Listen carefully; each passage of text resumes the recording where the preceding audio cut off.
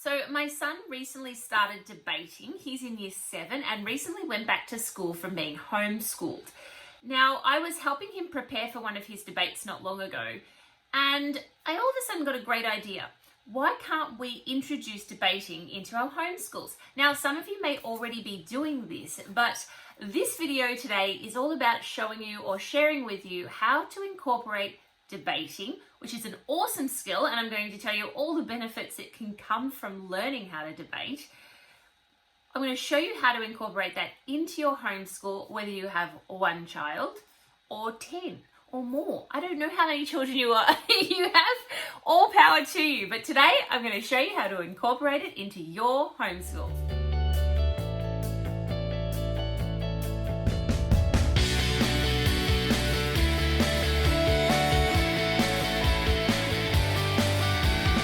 Hey guys, it's Veronica here from Aussies Do, and I release new videos all the time with homeschooling ideas, farm schooling, general vlogs, just to name a few.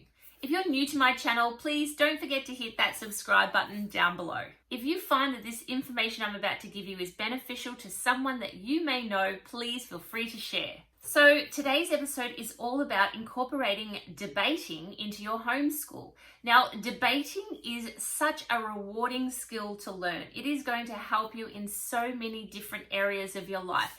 And as a lawyer myself, I strongly believe that this skill is one of those skills that you will use for the rest of your life and is really going to set your child up. Not only is debating going to help with simple things like persuasive writing at school, but it's also going to help your child with the ability to sell their ideas. It will help with roles such as public speaking roles or even leadership skills. Now, debating can also help your child with their relationship skills, and I know this sounds weird, but trust me, if your child learns how to argue their point, listen to the other side's point of view, and then conversate around that argument so that both parties come to a beneficial conclusion, that is a really great life skill to learn, and debating is going to help them.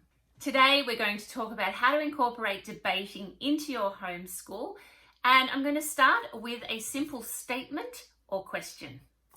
For example, a question could be, should recycling be compulsory? And a statement could be, social media has improved human communication. With these questions or statements, you're going to have two sides. You're going to have the for side and the against side. And both sides are going to try and win or argue their point of view using evidence in support of that argument. The next step in the system of debating is going to be the research part. And the teams are going to research their ideas, find evidence that's going to support those ideas, and use reputable resources, there's the word, reputable resources, so that they can really win over the judge or the umpire with their evidence. Part of this process also includes thinking about what the other team is going to argue. That way, they can preempt these arguments and actually rebut the other person's point of view or the other side's point of view. Once the teams have researched everything, have their resources, bring it all together, the next part is actually going to be writing out those points of view or the speech or how they're going to present it. Now, this is where it's going to get slightly tricky for some people who only have one child, and maybe tricky also for people who have 10 children. But these new skills can be put to use no matter how many kids you have. So if you only have one child, my idea to you is to either, research and organize an argument with that one child, and you act as the other team member. The other idea is to actually get that one child to argue both sides. This can be made out to be really fun. I mean, obviously you're not going to do this formally, so you can have a little bit of fun with it and not worry too much about the logistics of numbers or perfectionism for that matter. The idea is to just give your children the skills of researching an idea, making an argument, supporting that argument, and then presenting that argument. And realistically, if your child is doing that twice and arguing both sides, they're going to get a lot more information. They're going to learn a lot more, aren't they? And then they also can have that fun with opposing themselves in the debate. But also you can use yourself as the other party if that makes it easier, and maybe you can debate to a third party, be it a friend or someone else in the family. Now, obviously, if you have 2 children, then each child can take on maybe 3 different arguments themselves, and then they can rebut each other's arguments. Now, there is a sort of formal process, there's speakers and that sort of thing. But realistically, if you're doing this in homeschool and you only have a couple of children, again, don't be a stickler for perfectionism and making it exactly how it would be in a school debating club. Like I said, the skills that they're learning are the most important part of this process.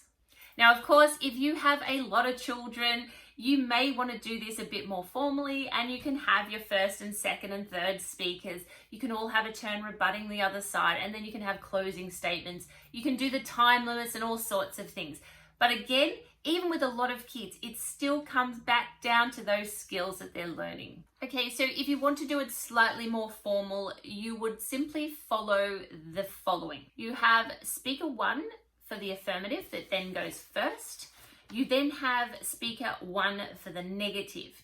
Now, speaker 1 for the affirmative is going to start the conversation. They're going to introduce all the different parties and how they're going to approach the argument or the question that is put forward. They're then going to give their points that they're using and summarize what they've just said. As speaker 1 for the negative, they're going to start pulling apart a little bit of what speaker 1 for the affirmative has said.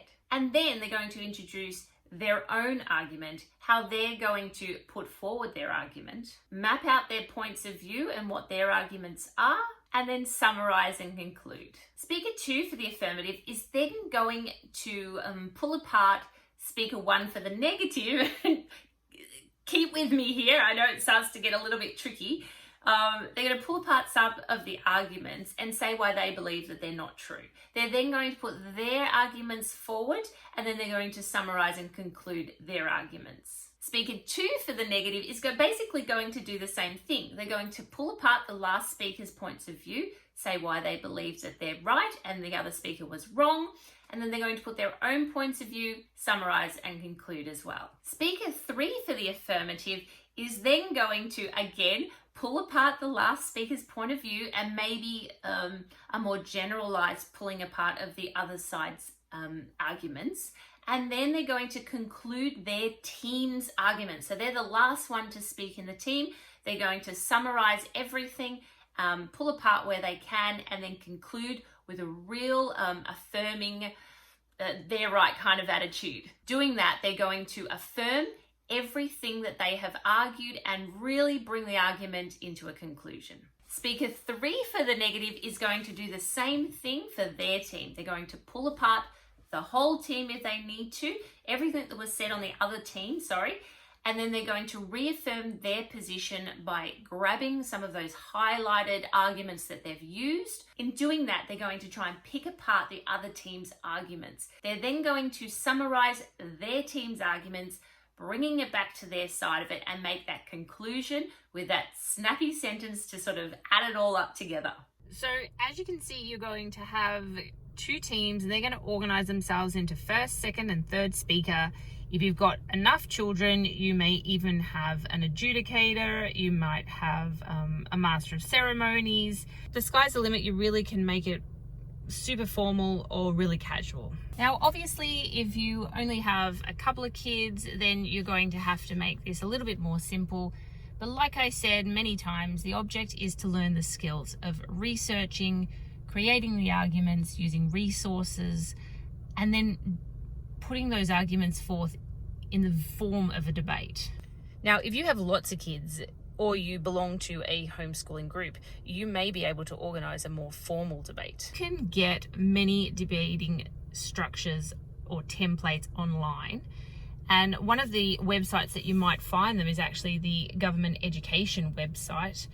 I know that there are structural templates online for the Victorian government website of education. It's just a matter of Googling your area or your authority or your governing body for education and seeing what they might have available. Now, if they don't, then you'll also find many templates on Google just in general, and I'm sure you're going to find one that's going to fit in with your your children, your numbers, whatever you want to call it. Now, debating builds research skills, public speaking. It's practicing, crafting and defending an argument, and it builds confidence. It's also really fun, a really fun thing for kids to do. You may even like to do an impromptu debate anytime your children disagree on something. So I've done this a couple of times when the kids have, even for dinner, one wants pizza for our takeaway night and the other one wants sushi. And you can organize a little mini debate based on any argument your kids have. And it just makes it a little bit fun, gets them into that sort of skill set of researching. They can decide which one's got more nutrition, which one is tastier. They could do a little poll to work out, how many people in the family like one or the other. There's many ways that these debatings can go. And it's fun, if they're arguing about anything, where they want to go out for the day or where the next holiday might be in the family. These are great opportunities to learn the skills of debating. So there you go, guys. You can bring debating into your homeschool, no matter how big or small it may be, 1 child, 10 children, very informal or ridiculously formal. There is always a way to include it, and it's a great skill to learn. Now remember, guys, if you have not subscribed yet, now is the time to do it. I just want to give a big shout out to all the people who have been with me here from the beginning. Thank you, guys. I really appreciate your time that you spend with me every week. And for all you new subscribers who have come on board recently, thank you. It's so great to see you, and I hope that you enjoy my channel. Now, remember to like and share this video if you have enjoyed it. And I will be back very soon with a brand new video. See you guys.